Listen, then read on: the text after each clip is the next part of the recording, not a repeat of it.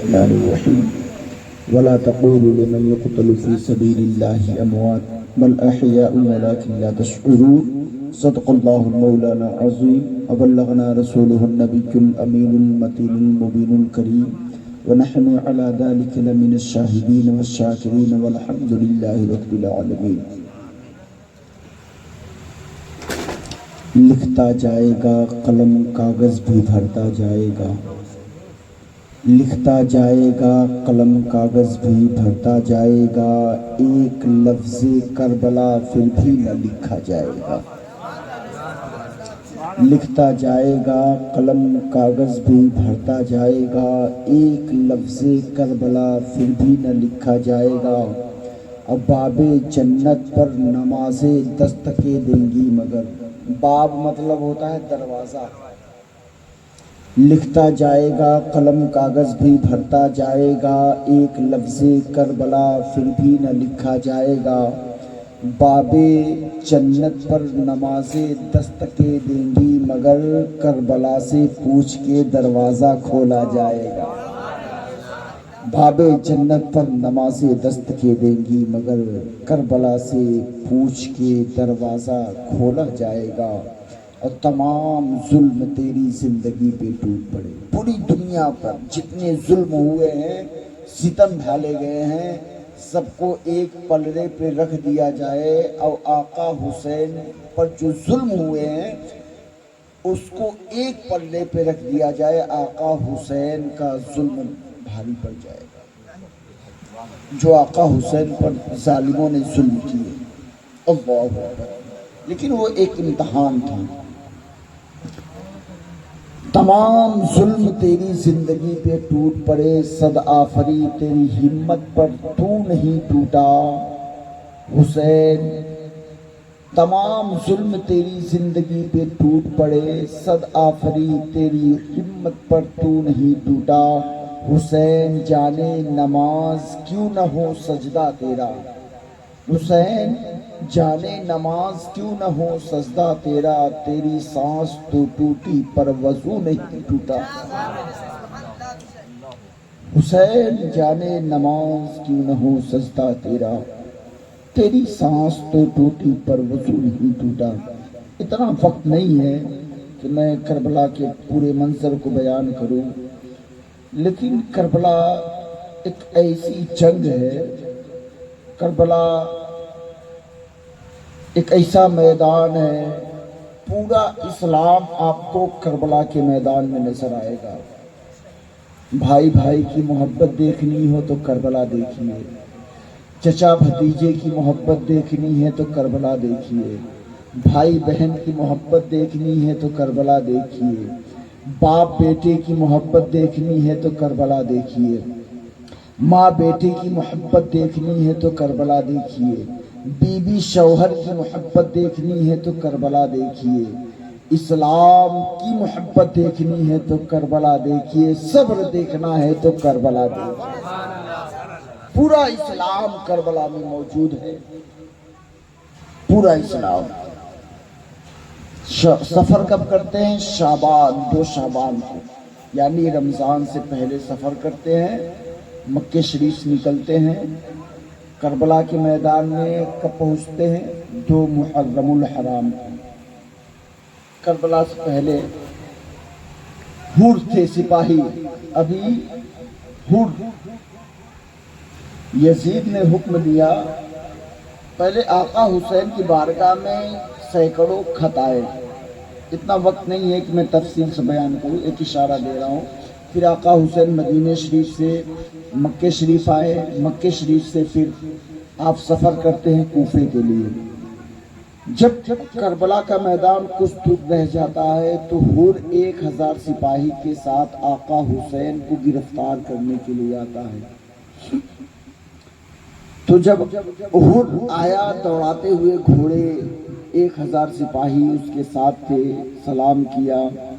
آقا حسین کی بارگاہ میں حضرت حور نے سوال کیا کہ امیر المؤمنین یزید نے آپ کو گرفتار کر کے لانے کو کہا ہے. تو آقا حسین نے کہا، حور تجھ پر تیری ماں روئے، حور تجھ پر تیری ماں روئے. تو حضرت حر نے کہا اے حسین، مکے کا، مدینے کا، دنیا کا بڑے سے بڑا بہادر اگر مجھے یہ کہتا تو میں بھی اسے یہی کہتا، لیکن میں آپ کو یہ نہیں کہوں گا کیونکہ آپ کی ماں سیدہ فاطمہ ہے۔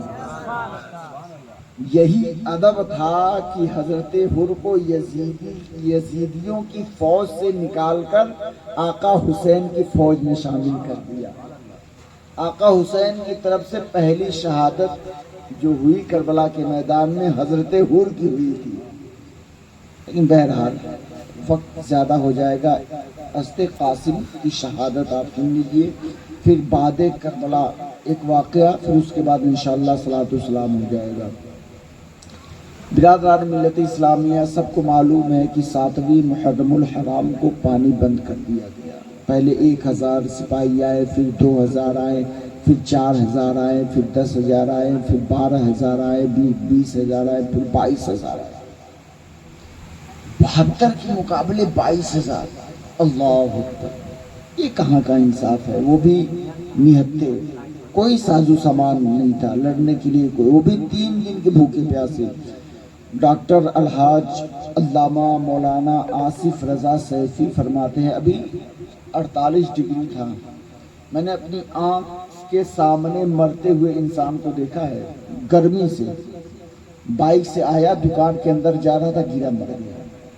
48-50 ڈگری گرمی تھی، روزانہ موتیں ہو رہی تھی۔ کربلا کے میدان میں جانتے ہیں کتنی ڈگری تھی؟ 120 ڈگری تھی۔ اللہ، 120 ڈگری گرمی تھی، اور 3 دن کے پیاسے، 3 دن کے بھوکے پیاسے۔ 10ویں محرم کو جب جنگ شروع ہوئی، ایک کے بعد ایک سب شہادت شہید ہوتے گئے، تو پھر باری آئی اہل بیت اطہار کی۔ آقا حسن، امام حسین کے بڑے بھائی صاحب، آقا حسن کے صاحبزادے حضرت مولا قاسم، جن کا نکاح امام حسین کی صاحبزادی حضرت سکینہ سے طے ہو گیا۔ 17 سال کی عمر شریف تھی جب دیکھ رہے ہیں کہ ایک ایک لوگ شہید ہوتے ہوئے چلے گئے، تو مولا قاسم آئے اپنے چچا آقا حسین کی بارگاہ میں، عرض کرتے ہیں چچا آپ مجھے بھی اجازت دیں کربلا کے میدان میں جانے کی۔ کیا عشق تھا! موت سامنے کھڑی ہے، اجازت طلب کرنا ہے کس لیے؟ شہادت کا جام نوش فرمانے کے لیے۔ جانتے ہیں کہ میں وہاں جاؤں گا لیکن واپس نہیں آ پاؤں گا، پھر بھی اجازت طلب کر رہے ہیں۔ تو آقا حسین کہتے ہیں میرے بھتیجے، تو میرے بھائی کی آخری نشانی ہے، اور مدینہ شریف میں ایک چھوٹا بھائی تیرا ہے جس کی عمر 4 سے 5 سال ہے، حسن مسنہ۔ بچوں کا فیوچر کوئی گارنٹی نہیں ہوتی ہے، بچے آگے بڑھیں گے یا کیا ہوگا۔ کہ میرے بھائی کی تو نشانی ہے، اگر تجھے میں بھیج دوں گا تو میرے بھائی کی نسل آگے کیسے بڑھے گی؟ میرے بھائی کی نسل آگے کیسے بڑھے گی؟ نہیں، میں تجھے اجازت نہیں دوں گا۔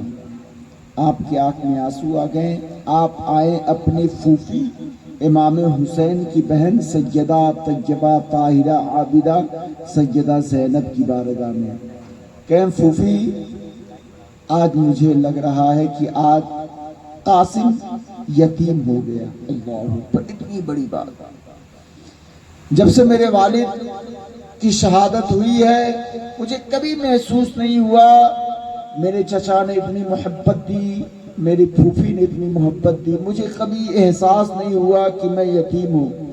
لیکن قاسم کہتے ہیں آج مجھے لگ رہا ہے کہ آج میں یتیم ہو گیا۔ کہ بیٹا تو ایسا کیوں کہہ رہا ہے؟ کہ آج میں اجازت لینے کے لیے گیا تھا چچا کے پاس، لیکن انہوں نے اجازت نہیں دی، اگر میرے والد ہوتے تو مجھے ضرور اجازت دیتے کربلا میں جانے کی۔ آج لگ رہا ہے قاسم یتیم ہو گیا۔ تو پھوپھی کہتی ہیں، سیدہ زینب کہتی ہیں بیٹے تیرے چچا نے صحیح کیا، تو میرے بھائی کی آخری نشانی ہے۔ پھر مولا قاسم کو یاد آتی ہے وہ بات جب آقا حسن کو زہر دیا گیا تھا ہیرے کو پیس کر کے۔ آخری وقت میں آقا حسین کو اتنا تگڑا زہر دیا گیا تھا کہ آپ کا کلیجہ جو ہے وہ کٹ کٹ کے منہ سے باہر آ رہا تھا، اتنا تگڑا زہر تھا۔ تیسری مرتبہ جو زہر دیا گیا تھا اتنا تگڑا تھا کہ وہ منہ کے بل کلیجہ جو ہے وہ کٹ کٹ کے باہر گر رہا تھا۔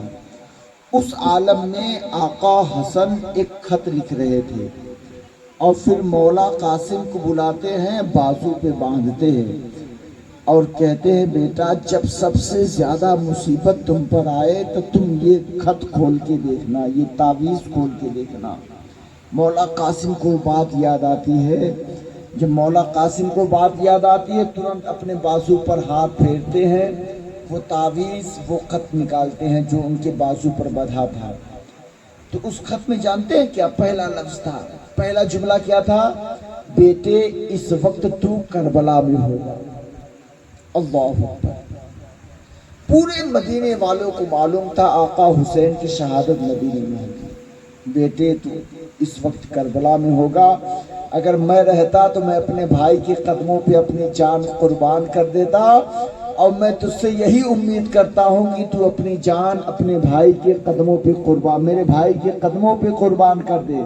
برادران ملت اسلامیہ، اتنا پڑھنا تھا کہ آپ کے چہرے پہ مسکراہٹ آ گئی۔ پہنچے خط لے کر آقا حسین کی بارگاہ میں، کہ چچا آپ کی مانوں یا اپنے ابا کی مانوں؟ کہ کیا مطلب؟ کہ یہ لیجیے خط، میرے بابا نے شہادت کا جام پہلے ہی مجھے دے دیا ہے، شہید ہونے کا حکم پہلے ہی دے دیا ہے، میں آپ کی مانوں کہ اپنے ابا کی مانوں؟ میرے ابا نے پہلے ہی حکم دے دیا ہے۔ جب آپ خط پڑھتے ہیں تو علماء کرام بیان کرتے ہیں کہ آپ رونے لگتے ہیں۔ اسی وقت آپ اللہ کی بارگاہ میں دعا کرتے ہیں، میرے مولا، میرے بھائی نے یہ بھی نہ سوچا کہ میرے جانے کے بعد ایک میرا بیٹا بچا ہے، اس سے میری نسل چلے گی، اس کو بھی میرے قدموں پہ قربان کرنے کا حکم دے دیا ہے۔ میرے ہاتھ اٹھاتے ہیں اللہ کی بارگاہ میں، میرے مولا تو مظلوم کی دعا کو قبول کرتا ہے، حسین مظلوم ہے۔ تو مسافر کی دعا قبول کرتا ہے، حسین مسافر ہے۔ تو جمعہ کے دن دعا قبول کرتا ہے، آج جمعہ کا دن ہے۔ میرے مولا تو 10ویں تاریخ کو دعا قبول کرتا ہے، عاشورہ کے دن دعا قبول کرتا ہے، آج عاشورہ کی دعا ہے۔ میرے مولا، میرے بھائی نے اپنی نسل کی پرواہ نہیں کی، میرے مولا میرے بھائی کے نسل کو قیامت تک باقی رکھنا۔ تو غیب سے آواز آتی ہے، حسین تیری دعا کو میں نے قبول کر لیا، اور تیرے بھائی کی نسل میں ایک ایسا بیٹا پیدا کروں گا جو مقام میں نے نبیوں میں تیرے نانا کو عطا کیا ہے، وہی مقام تیرے بھائی کے بیٹے کو عطا کروں گا، اس کا نام شیخ عبدالقادر ہوگا۔ شیخ عبدالقادر ہوگا۔ برادران ملت اسلامیہ، یہ کربلا ہے۔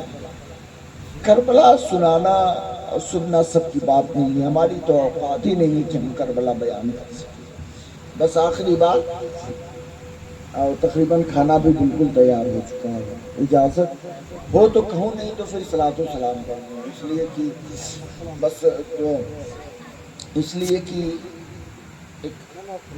جی